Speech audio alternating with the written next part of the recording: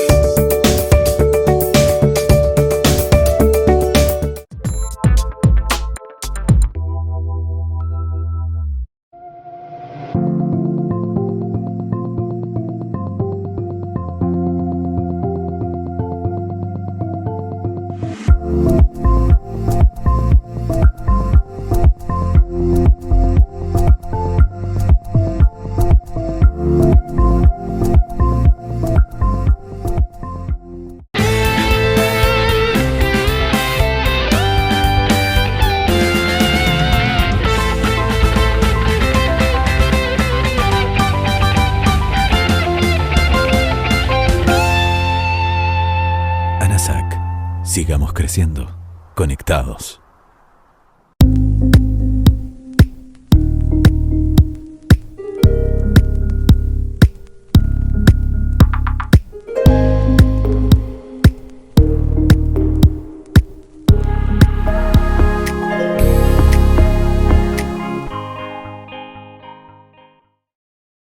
Dercomac, con más de 30 años en el rubro agrícola, junto a los agricultores de Chile, impulsando el progreso en todos los rincones de nuestro país. Dercomac, más de 30 marcas y la más extensa red de venta y postventa a lo largo del país.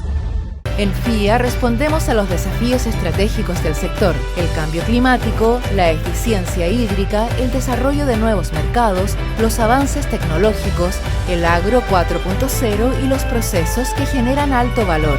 La agricultura necesita herramientas hoy para adelantarse a los desafíos del mañana. FIA, innovando para el agro del futuro.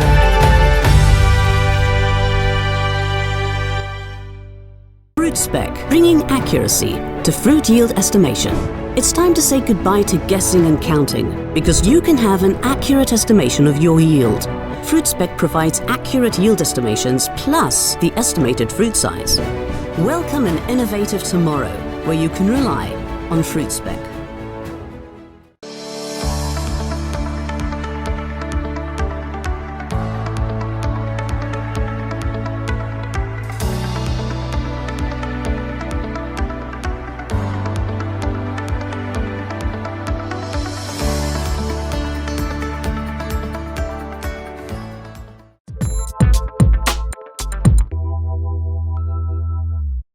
La rentabilidad de un huerto depende de la efectividad en el uso del agua. Netafim es líder mundial en riego tecnificado.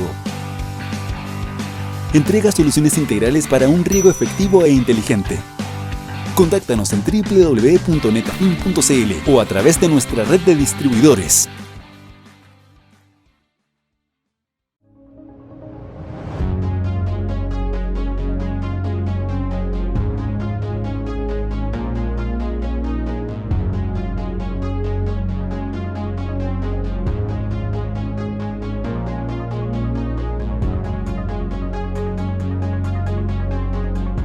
Think big in making the transition to a sustainable food system. Can it be done? Of course. It's already happening.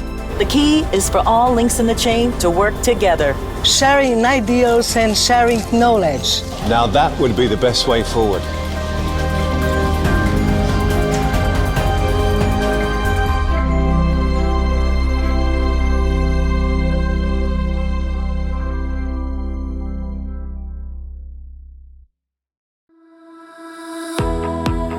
Bienvenidos a Reimex, una plataforma de información y servicios que promueve el comercio hortofrutícola entre el hemisferio sur y norte. Podrás conocer en detalle las compañías de tu interés y ver sus relaciones de negocios, revisar controversias entre compañías de la industria y solicitar informes comerciales. Aquí encontrarás registros de proveedores sudamericanos e importadores del hemisferio norte que te permitirán expandir tu negocio con tranquilidad a través de información 100% confiable. ¿Y tú? ¿Aún no nos conoces? Ingresa a reimexworld.com y lleva tus exportaciones e importaciones al siguiente nivel.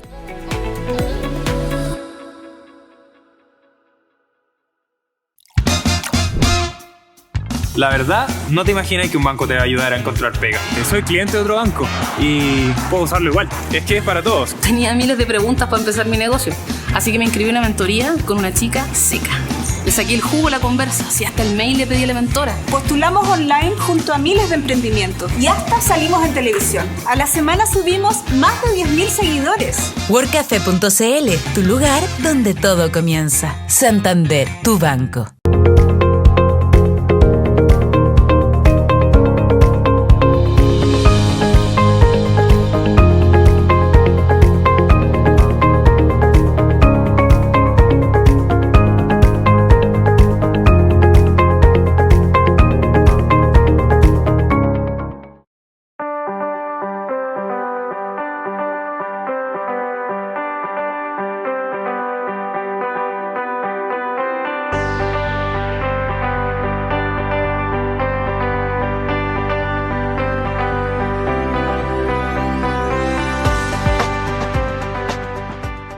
Este es Pedro. Él exportaba por los medios tradicionales y le pagaban un valor promedio por su excelente fruta. Le pasaron el dato de Utilitas, que le prestó los servicios necesarios para exportar directo y vender su fruta a menores costos, sin tener que contratar a nadie más.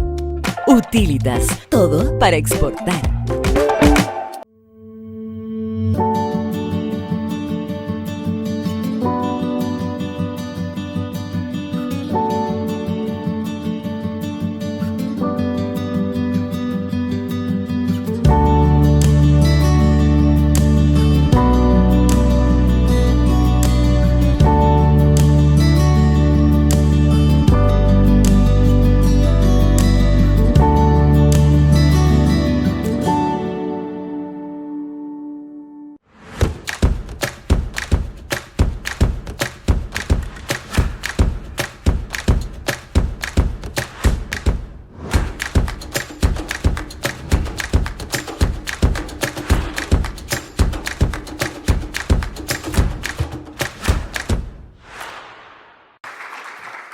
Ahora bien, vamos a invitar a la profesora Marcela Esterio para hablarnos de un tema que vivimos fuerte esta última temporada después de las lluvias de enero, la botritis en uva de mesa. ¿Cómo prepararnos para condiciones extremas y evitar pérdidas mayores?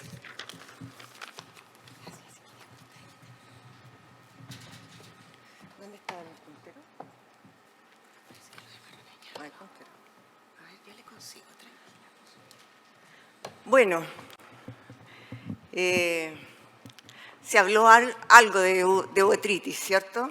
Ahora yo vengo a hacer un flashback, a hacer algunos recuerdos.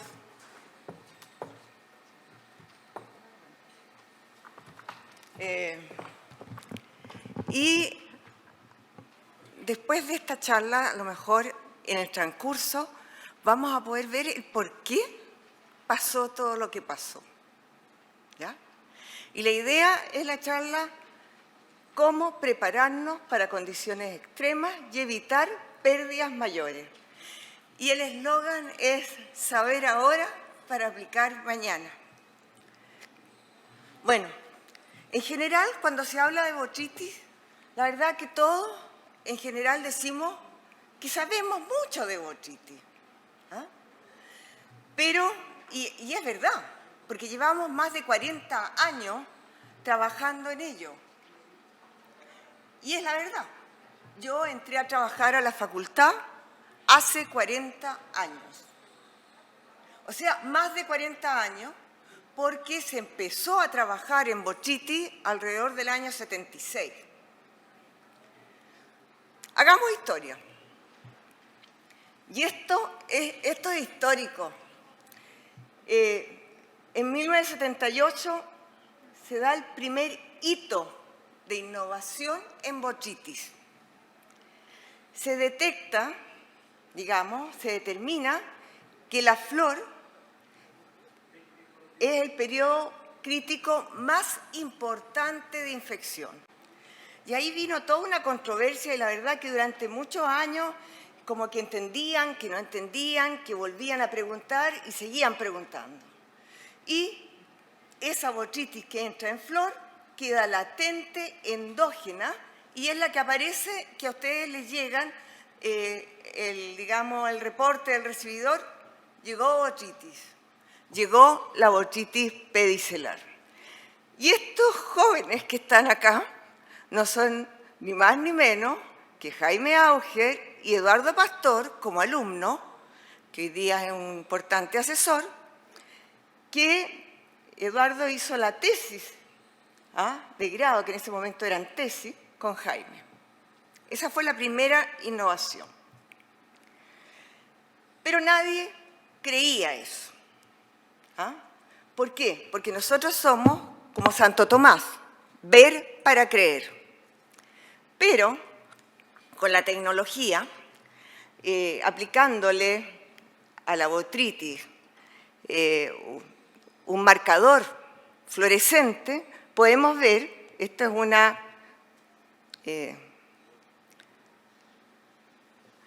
una flor, digamos, que tiene, se inoculó con botrytis. ¿Dónde se va esta botrytis? Esta botrytis se va a la unión Valla-Pedicelo, lo que va a ser la unión Valla-Pedicelo, y está todo en el capuchón de la caliptra.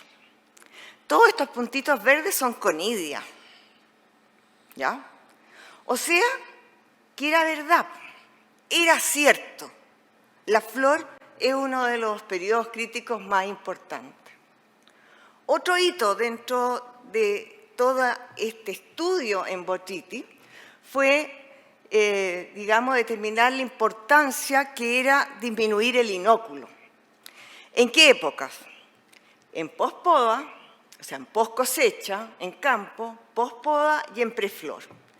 Y eso se hizo en la universidad.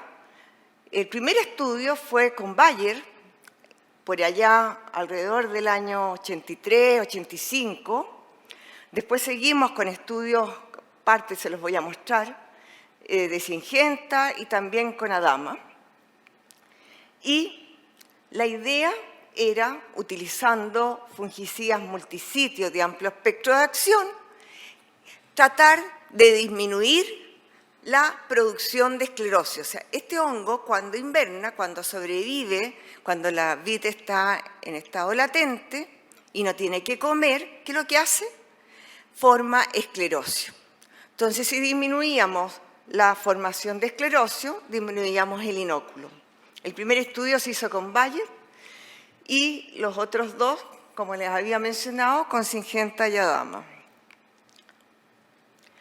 Este es uno de los estudios, el que hicimos con Syngenta, en el cual pudimos comprobar que si nosotros aplicábamos en post cosecha en campo un producto multisitio de amplio espectro de acción como el fluacinán, el Chirlan, ¿a qué llevábamos?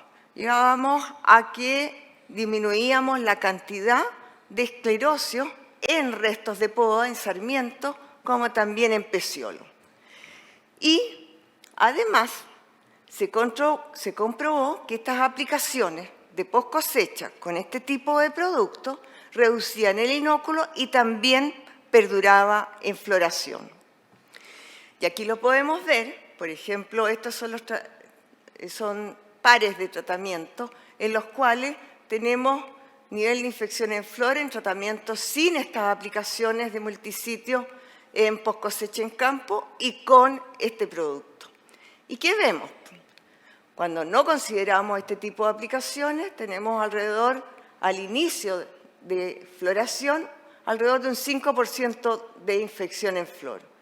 Y si los consideramos, partimos con un 2%. Ahora, en otro de los tratamientos en que consideramos aplicaciones de este fungicida, en post cosecha en campo, cuando consideramos, llegamos con un 0,22 y cuando no, alrededor de un 10%. Y no es lo mismo partir con un 0,22% que con un 10%, ¿cierto? Ahora, llegábamos, este efecto perduraba hasta el inicio en flor. ¿Y qué pasa después? En otros ensayos en los cuales empezamos también, seguimos, analizando con distintos tratamientos, pudimos ver que este efecto llegaba inclusive hasta en precosecha. Estos son distintos tratamientos. Este es un testigo que no consideró aplicaciones ahora en post-poda de este tipo de productos, ya sea el Mirage, que es el Procloraz,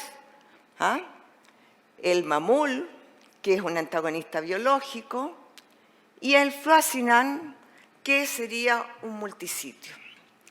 Todos los tratamientos que consideraron algún tipo de aplicación en post-poda, el efecto aún perduraba con diferencias estadísticas respecto de un control sin aplicaciones en esta época. Ahora, ¿qué es lo importante también mencionar? Que ese tipo de aplicaciones también nos servían para controlar o evitar infecciones de hongos de la madera, que son tan importantes hoy en día. Entonces eran doble propósito. Ahora, otro de los hitos, otra de las investigaciones que fue importante y que creo que es importante recalcar acá, es que se determinó la importancia que había en algunas variedades de eliminar restos florales. Y eso lo hizo una alumna nuestra, que actualmente trabaja en Bayer Crop Science, que es Anita Droguet, en el cual se aplicó aire forzado con nebulizadora vacía y se eliminaron estos restos florales para evitar que perduraran en el extremo estilar o también en la unión valla-pedicelo, y se hacía previo al cierre de racimo. O sea, si nosotros eliminamos esta cantidad de inóculos y esto es una flor, o sea, un frutito recién formado, y vean que está todo contaminado con el hongo.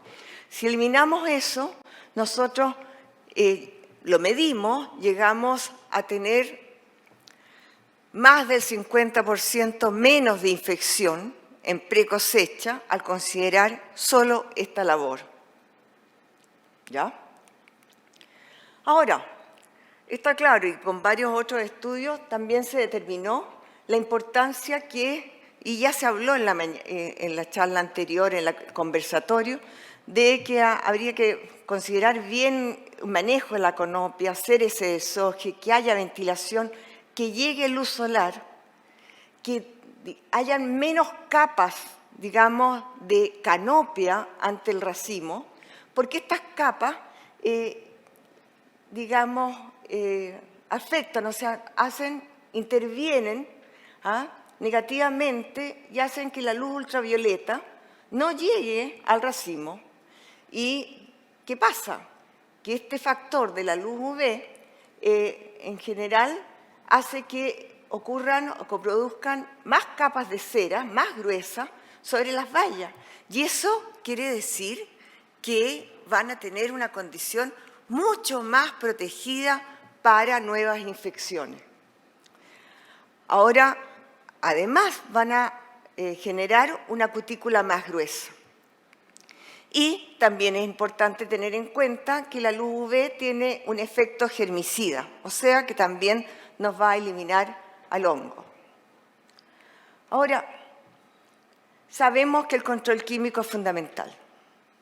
Y ustedes me van a decir, sí, pero yo también puedo llegar con programa más orgánico, más natural. Sí, se aplican todas las semanas y además son muy rigurosos, a lo mejor podrías hacerlo.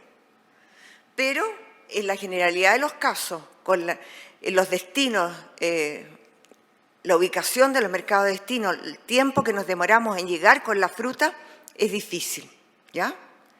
Y los fungicidas de síntesis son, digamos, la principal herramienta.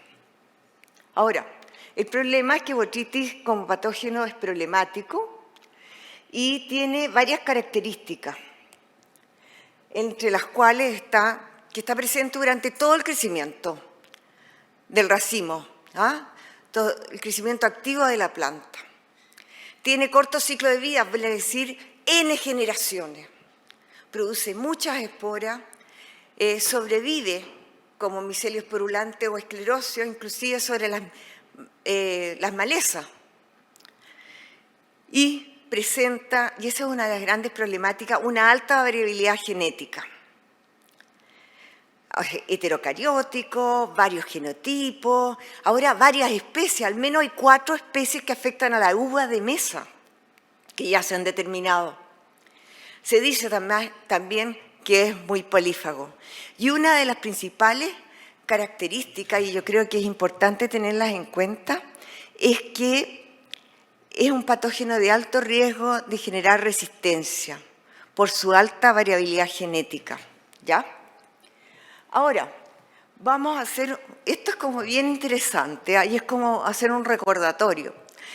En la década del 70, generalmente los programas estaban basados en 4 o 5 aplicaciones. Floración, cierre de racimo, enver y precosecha. ¿Y qué es lo que había en ese momento? Bueno, las herramientas eran benlate captan, benlate solo y dicarboxamidas que estaban llegando, ¿ya? Pero como rápidamente se generó resistencia a los benzimidazoles, empezaron a llegar más carboxamidas, los benzimidazoles se sacaron y, las dicarboximidas, está el vincloceline, el proximidone, hablemos Ronilan, Sumisclec y Robral. Ahora, en general se hizo un pésimo manejo de estas dicarboximidas y es por eso que muy prontamente se empezó a generar resistencia. En los parrones, cuando veían un racimo con botrytis, tomaban un balde con la suspensión del botryticida y lo hacían por inmersión. Era a ese nivel el desconocimiento. Ahora, en la década del 90, comenzaron a generarse los problemas de resistencia, llegaron las anilopirimidinas, la primera que llegó fue el Vanguard, el ciprodinil, y como medida precautoria, como se había visto que se pensaba que iba a generar rápidamente resistencia, se le incorporó el fluioxonil al ciprodinil y es lo que conocemos como switch. Esta mezcla hasta el momento sigue manteniendo una eficacia estable. En 1990 se incorporan los primeros productos orgánicos naturales. Y la verdad que nosotros nos podríamos sentir orgullosos porque el primer extracto natural, extracto cítrico natural, se introdujo en los programas de botrytis, primero en Chile y luego a nivel mundial, y correspondió al BCMI. Posteriormente también se empezaron a introducir las formulaciones de tricodermas. Ahora, en el 2000 llega triunfante la primera molécula botryticida específica, que es el fenexamid, ¿ya? Y bueno, está en la mezcla ciprodinil-fluioxonil, se mantiene el iprodione, se introduce el fenexamid y empieza, digamos, ya a ser más popular el uso de estos extractos cítricos que yo ya se los mencioné. Y empezamos a la era del PCR, de la parte molecular, porque se analizan por primera vez molecularmente las resistencias a dicarboximida. En el 2004 se suman a estas herramientas el primer fungicida de síntesis perteneciente a la familia de las carboxamidas, que fue el Boscalit, y empiezan ya a generarse herramientas un poco más sofisticadas de PCR, de moleculares, para determinar la sensibilidad a fenexamilla y prodiones. Y desde 2012 a la fecha ha sido una vorágine de nuevos antecedentes en los cuales se introduce un primo hermano del fenexamid, que es el fenpirasamina, el camuy, y nuevas moléculas fungicidas pertenecientes a las carboxamidas, que sería el fluopiran más pirimetanil, que es el Luna Tranquility, está la isofetamida, que es el Kenya, y está el Miravis Prime, que es el adipidin más fluidioxonil, ¿ya? Y seguimos desarrollando más herramientas que nos permitieran determinar alguna cosa más especial de aislados que estén perdiendo sensibilidad a estas moléculas. Bueno, el problema es que botrytis, la pérdida de sensibilidad es muy compleja. ¿Ah? ¿Por qué? Porque ha desarrollado resistencia a todas estas moléculas, ¿ya? A todas estas moléculas, desde los benzimidazoles en 1972, en Chile fue a partir de 1989, hasta una pérdida de sensibilidad a los fenilpirroles. Hablo de pérdida de sensibilidad y no de resistencia, porque, como vamos a hablar un poco más adelante, no se puede considerar resistencia cuando se detectan 24 aislados de 2.400 o 2.300 analizados. Pero esto es lo que ha pasado con todos los botryticidas en Chile. Y si a esta situación le sumamos lo que pasó en la temporada pasada con el cambio climático, podemos ver que la situación es mucho más compleja. Veníamos de una temporada 2019-2020 seca, que la situación, ahí lo pueden ver, era ver que en algunas partes se estaban arrancando los parrones porque no había agua. Y nos pasamos a otra temporada que aparentemente venía igual, pero que el último fin de semana de enero nos empezaron a decir desde el lunes va a llover el fin de semana, va a llover mucho el fin de semana y todo. ¿Y qué hacemos? ¿Aplicamos antes o aplicamos después? ¿Ya? Y va a seguir lloviendo y empezaron los teléfonos. ¿Qué aplico? ¿Mezclo esto con esto o qué es lo que hago? ¿O espero la lluvia? O sea, no paraban, ¿ya? ¿Y qué pasó? ¿Y por qué era tanta la preocupación? Porque como partimos con lo que pensábamos que era igual de la temporada pasada, y en esa temporada se aplicó muy poco, se aplicó productos que eran más livianos, que no eran botryticidas fuertes, digamos, de alta eficiencia. Se usó mucho tebuconazole, muchas herramientas orgánicas naturales, y se partió en flor igual. Se partió a veces mal, se posicionó a fungicidas que son de precosecha en flor. Entonces lo que teníamos dentro de ese fruto, estaba ya dentro de ese fruto. Entonces ya la situación, o sea, no sacábamos nada con aplicar mucho. Aplicáramos lo que aplicáramos, íbamos a tener problemas. Sin embargo, era importante aplicar, porque lo que pretendíamos con esas aplicaciones para hacerlo previo a la lluvia, iba a bajar, a disminuir la presión de inóculo que estaba externo a la valla, pero la que estaba internamente no le iba a hacer nada. Ahora, botrytis no requiere de agua libre, botrytis requiere de humedad. Botrytis no es Venturia.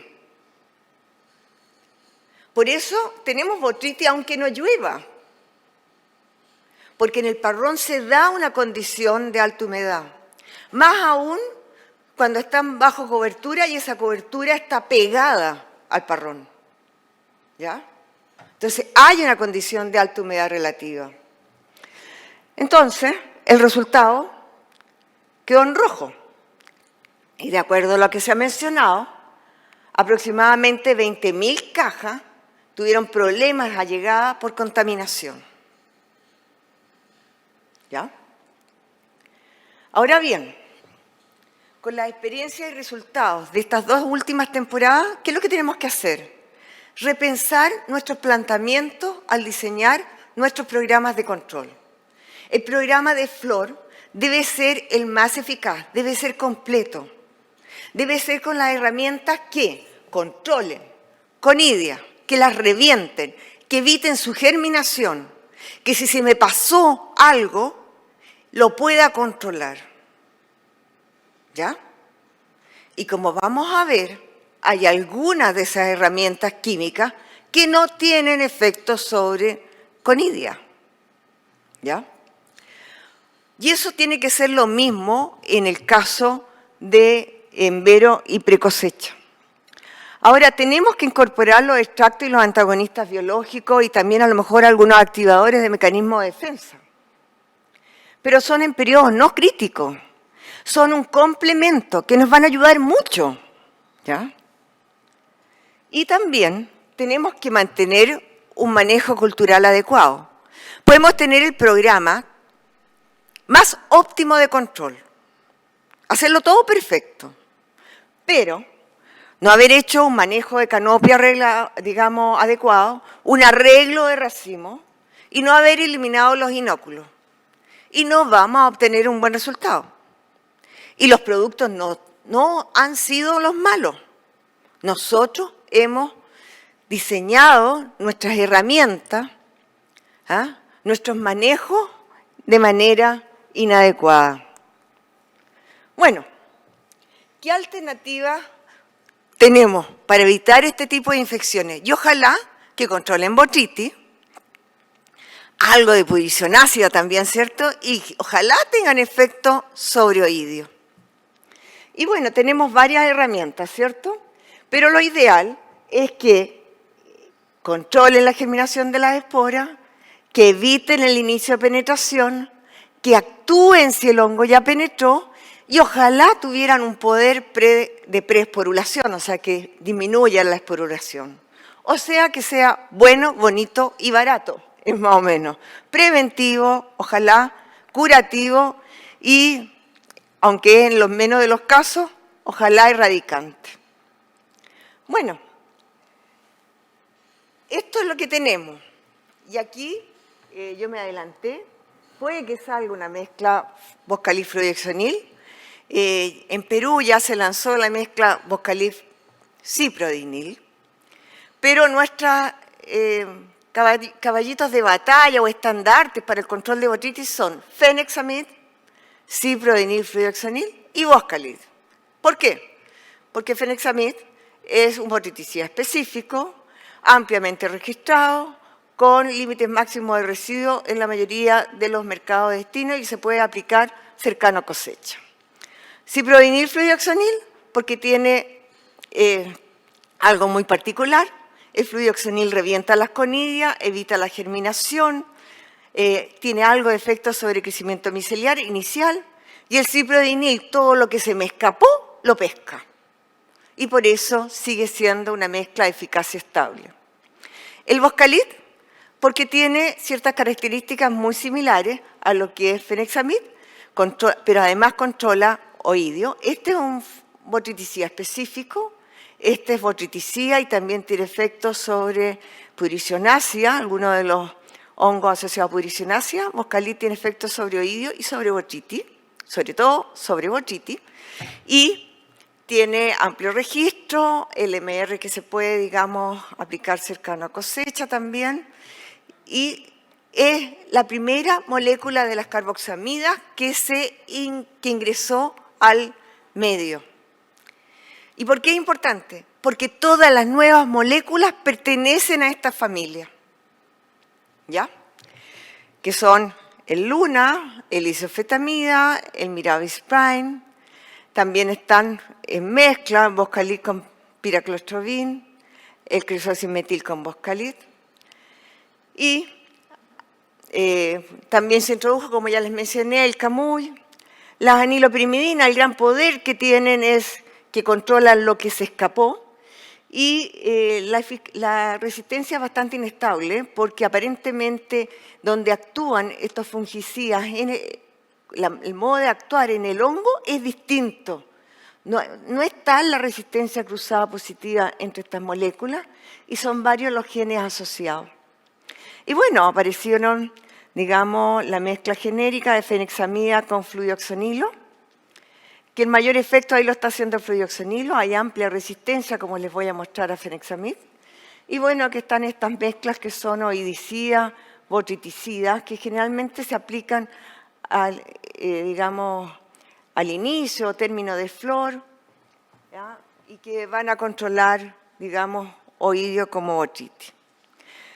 Y esto es la pregunta que siempre me hacen. ¿Qué aplico? ¿Qué aplico en floración? ¿Comienzo con switch o con carboxamida? ¿Termino la flor con switch o con fenexamid? ¿O qué hago? ¿Los posiciono en plena flor?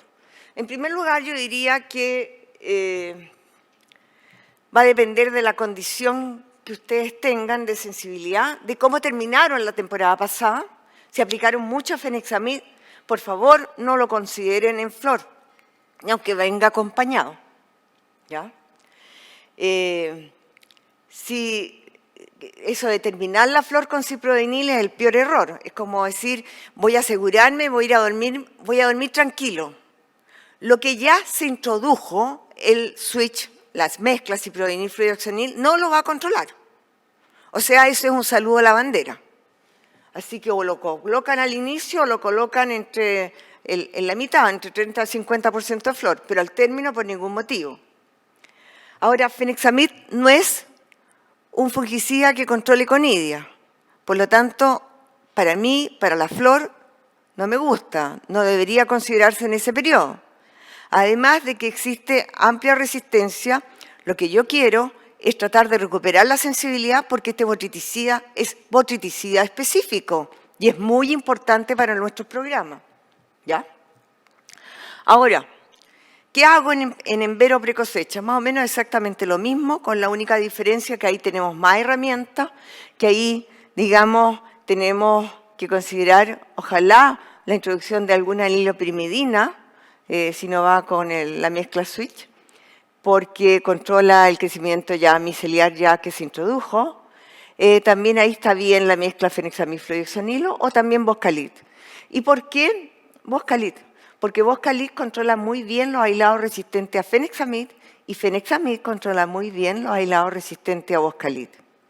También podría ser la isofetamida, que es una carboxamida de última generación, muy eficaz y que ya está teniendo registros como para ser aplicado en pinta, en ese periodo. Ahora, ¿cómo saber cómo es mi población? ¿Qué tan sensible es mi población a las moléculas con las cuales yo quiero considerar este programa? Lo primero que se hacía era considerar los análisis tradicionales, ¿cierto? Lamentablemente esos análisis tradicionales, como vemos acá, demoraban mucho. Entonces veíamos cómo era la germinación conidial, la elongación o el crecimiento de acuerdo al modo de acción del fungicida, pero demoraban mucho, la información llegaba tarde, había poca información y obviamente eran poco confiables.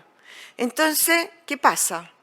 Que resulta que este valor S50 que nosotros determinamos con estas técnicas puede que no represente la condición real de esas poblaciones, porque esos aislados pueden tener valores S50 muy altos y tener condiciones fenotípicas diferentes. O sea, ¿a qué me refiero?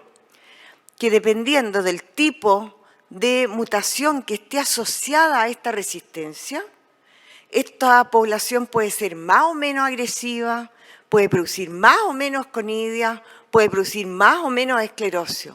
O sea, que la generación de resistencia que está asociada a cambios genéticos puede implicar un costo metabólico diferente en el hongo según sea la mutación. Y por lo tanto, muchas veces si ustedes mandan a hacer análisis de sensibilidad, pueden salir análisis, digamos, valores S50 muy altos y ser una población que no sea tan complicada de manejar. En cambio, puede que a lo mejor tengan valores un poco más bajos y esa población sea mucho más agresiva. ¿Ya? Y debido a eso, entonces empezamos a desarrollar otras técnicas que nos permitían poder, digamos, tomábamos la muestra, recuperábamos el aislado, lo incrementábamos y después de varios días, o sea, teníamos un resultado. Extraíamos el DNA y veíamos qué mutación era. Pero era más específica, mayor número de muestras, pero no eran tan rápidos. Igual teníamos alrededor de 23 días, porque nos demorábamos en este proceso. Así que, y además eran caros, porque necesitábamos una reacción para cada mutación. Entonces decidimos que teníamos que, ojalá, obtener en una simple reacción todas las mutaciones, pero seguíamos con este proceso largo. Y por lo tanto, eran menos caros, porque había menos reacciones, pero teníamos el mismo tiempo, llegábamos tarde. Entonces, ¿qué hicimos?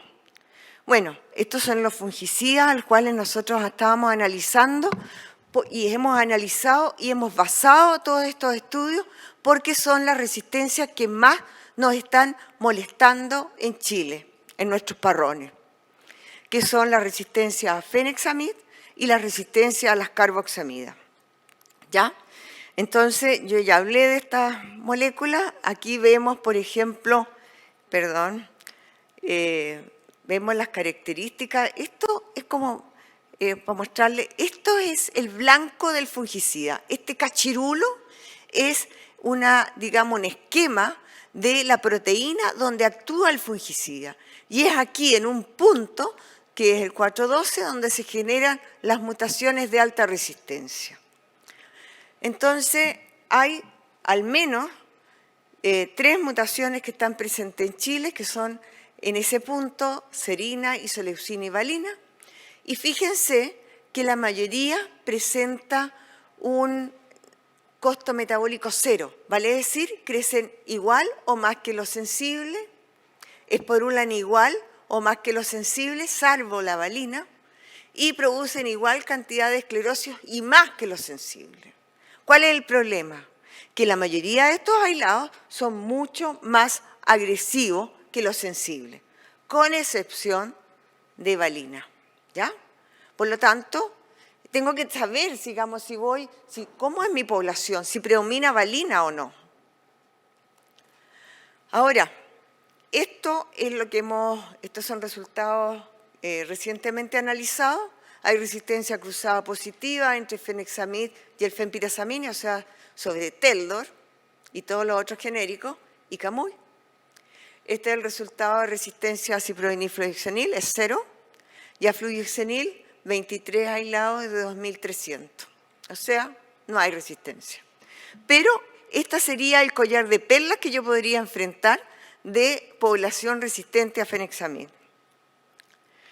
Y, bueno, aquí es importante mencionar, predomina serina en general, en los distintos predios ha predominado serina. Le sigue isoleucina, esta roja es mucho más agresiva que serina. Y lo verde es lo sensible a fenexamid, o sea, es bien poco. ¿Ya? Con respecto a las carboxamidas, aquí la situación es un poco más compleja. Este es el cachirulo, esta es la proteína donde actúa, esta es una proteína de 4 subunidades. Hay 2 posiciones y ahí donde hay varias mutaciones, boscalid, fluopiran, isofetamida y el adepidin. ¿Y qué tenemos? Que aquí, a diferencia de fenexamid, hay un costo metabólico menor, vale decir que, el costo metabólico aquí en los resistentes a boscalid es mayor, quiere decir que crece menos, o sea, se afecta, cuando genera resistencia se afecta. Hay un crecimiento micelial menor en los resistentes que en los sensibles, pero esporulan igual y producen, digamos, igual o mayor cantidad de esclerosis, o sea, pueden sobrevivir más. Ahora, de todos estos aislados, que son las mutaciones que predominan, el más agresivo es 225H, y que tiene la particularidad de estar mucho más frecuente en precosecha. Todos los otros aislados son menos virulentos. Y por lo tanto, si en mi población hay más de esa población, de esos aislados, quiere decir que puede que a lo mejor llegue bien. ¿Ok? Ahora, ¿qué es importante? ¿Y por qué es importante saber un poco más de ese nivel de sensibilidad? No ver el valor S50, saber cuáles son las mutaciones. Porque hay resistencia cruzada positiva cuando se dan algún tipo de mutación. Por ejemplo, en Chile no se ha desarrollado esta mutación, que también es resistente a fluapirán. Y por lo tanto, este es el collar de perla que podríamos tener con respecto a botritis resistente a boscalit. ¿Ya? O sea, es conveniente saber un poco más. Y por eso es el eslogan que tenemos ahora, saber ahora para aplicar mañana. ¿Y cuál es la idea? Este es un proyecto que está siendo apoyado por FIA, y es bien importante mencionarlo, por Fedefruta, BASF, Bioinsumos Nativa, Subsole, Syngenta, Sumiagro y Unifruti. Y varios otros que están, digamos, en las sombras y que nos siguen apoyando. ¿Qué es lo que pretendemos? Y ya vamos a validar esta técnica este año. Vamos a obtener, digamos, en inicio de caída caliptra, muestras, las flores. Estas flores las llevamos al laboratorio, extraemos ADN directamente del tejido vegetal y a las 48 horas vamos a saber el resultado por una técnica especial que se llama análisis de curvas de Melting de los genotipos, o sea, de los mutantes, a fenexamid y a boscalit. O sea, que cuando nosotros tengamos la técnica validada, nosotros vamos a poder decirles a ustedes en 48 horas si pueden o no aplicar ese producto. O a lo mejor seguir con el programa que tenían. Y eso es muy importante, porque eso es ser oportuno, es hacer el cambio hoy día. Por lo tanto, de ahí el eslogan, saber ahora para aplicar mañana. Y para eso, ¿qué es lo que hicimos la temporada pasada? La temporada pasada nosotros aislamos microbiota fúngica de flor y valla en las regiones metropolitana y O'Higgins, porque necesitábamos diseñar partidores específicos que solamente pudieran amplificar el hongo, digamos, la zona del hongo que está asociada con estos fungicidas, al blanco de estos fungicidas, donde actúan estos fungicidas, de botritis y no de los otros hongos, que no interfirieran.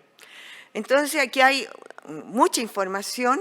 La primera información de esta microbiota la vamos a presentar el miércoles 6 de agosto en un webinar que se les va a mandar información próximamente, la próxima semana, estamos muy pronto. Y la idea es, a modo general, y esto ya estoy terminando, poder mencionarles que es diferente la microbiota de la región metropolitana y de la región de O'Higgins. En O'Higgins hay más penicillium, digamos, en la región metropolitana hay más alternaria, hay aspergillus de los dos lados, también se da tricoderma en los dos, y rhizopus. Así que ahí va a salir bastante información. Y bueno, nosotros ya tenemos, o sea, ya hemos hecho las pruebas, ahora vamos a seguir validando, probando, antes de la flor que se va a probar esto en 3 huertos de la región metropolitana y 3 de la sexta región. Y ustedes pueden ver que con los partidores que diseñamos, estos son de la botritis, de cuando queremos sacar, digamos, detectar el blanco, nuestros mutantes en botritis, y cuando el blanco en los otros, en la microbiota, se separa completamente, o sea, no hay ninguna posibilidad de que tengamos resultados erráticos, ¿ya? Y eso está validado y está comprobado, digamos, en geles molecularmente. Ahora, lo importante es que vamos a poder entregar información oportuna, ¿cierto? Que vamos a poder, en base a eso, diseñar programas que sean óptimos de control. aplicando a lo mejor menor carga, menor presión de selección de fungicidas. Por lo tanto, nos vamos a asegurar llegar con una fruta sana y con menos residuos, menos contaminación, ¿ya?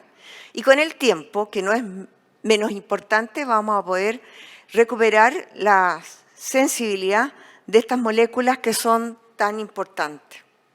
Ahora, ya mencioné algo de la aniloprimidina. Yo creo que lo más importante de reiterar acá es que estas anilopirimidinas no tienen una resistencia estable debido a eso, que están asociados a muchos genes, actúan en muchos genes, en muchos puntos en el hongo, y los blancos de las distintas anilopirimidinas que están acá son diferentes. Ahora, en el caso de fludioxonil, el costo metabólico que le implica al hongo generar resistencia es muy alto, por lo tanto no sobrevive. Y en las mezclas la eficacia está dada por los componentes que yo ya les mencioné. Y en el caso del fenhexamid fludioxonil es una mezcla efectiva, pero tienen que tener en cuenta que ahí solamente el que está haciendo el efecto es el fenhexamid, el fludioxonil. ¿Ya? Ahora, si nosotros queremos diseñar programas manejos integrados que sean efectivos, obviamente que tenemos que tener en cuenta de que vamos a tener que incorporar dentro de este control a las alternativas no residuales, colocarlas, digamos, en los momentos más adecuados, entre los periodos críticos de infección, no para los periodos críticos de infección. Estas son algunas de las más importantes, hay varias otras, si no están acá, por favor, es una lista no excluyente. También cercano a cosecha, obviamente que se tratan de utilizar con sales de cobre para tener mayor efecto sobre pudrición ácida. Y también los antagonistas biológicos en base a bacillus, distintos tipos de bacillus y tricoderma y mezcla, ¿ya? En las cuales predominan los que están aquí. Y obvio, y con esto termino, lo más importante respecto de estos últimos componentes es respetar el orden, porque en un orden de aplicación siempre debería ir el fungicida de síntesis, el extracto de planta y luego el antagonista. Y después podría venir un fungicida de síntesis, pero separado un poco, porque esa es la única forma de que nosotros no estemos matando a lo que estamos aplicando, que serían nuestros antagonistas. Y por supuesto, finalmente, no descuidar los manejos culturales que son tan importantes. Bueno, en esta charla he hecho un raconto desde el año 78 a la fecha. Aquí yo he querido colocar, digamos, fotos de algunos de los que nuestros memoristas que han participado de hitos importantes en la creación de nueva información para el manejo de botrytis. Hay muchos más, y hay muchos que están en proceso. Para mí fue muy agradable poder estar de cuerpo presente transmitiéndole esta información.